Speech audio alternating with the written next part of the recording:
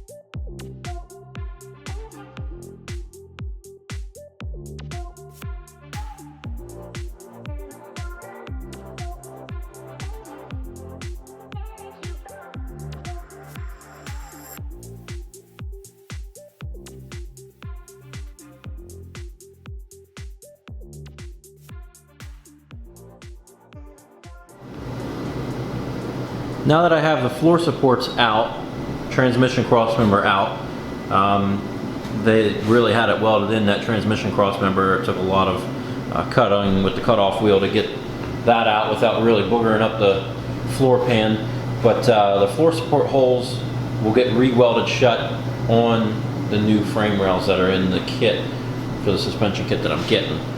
But I got rid of those snub brackets and parking brake bracket. So the new frame rail cap, that's what I'm going to call it, for the rear 4-link setup is going to go over top of the frame rail. So now I got those out of the way and didn't have to lay underneath the car. So it's nice to have this one-piece floor to get that ready. But I'm going to move this floor out of the way and then set the car up on stands at the heights that I want, so I can start drilling out the spot welds on the inner rockers to separate from the outer rockers, to then put it on top of the floor pan. So that's what I'm going to do now, set that up on the jack stands.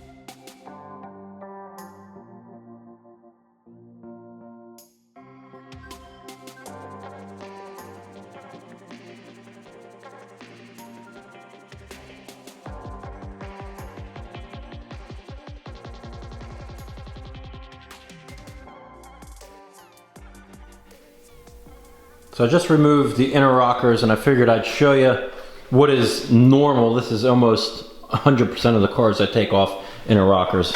You find the nests inside. You got one on the passenger side and you got a big one on the driver's side.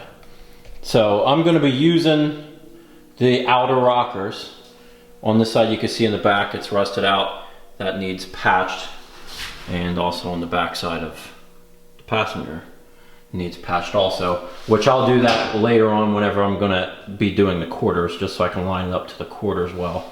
But the next thing that I would do is clean out the inside of this rocker on both sides with my wire wheel is what I'm using, and then I coat it a couple times with paint, hammer and dolly out wherever I drilled the spot welds out, just so it's nice and flat, and then this body will be ready for the floor pan. So that's what's next in the process here.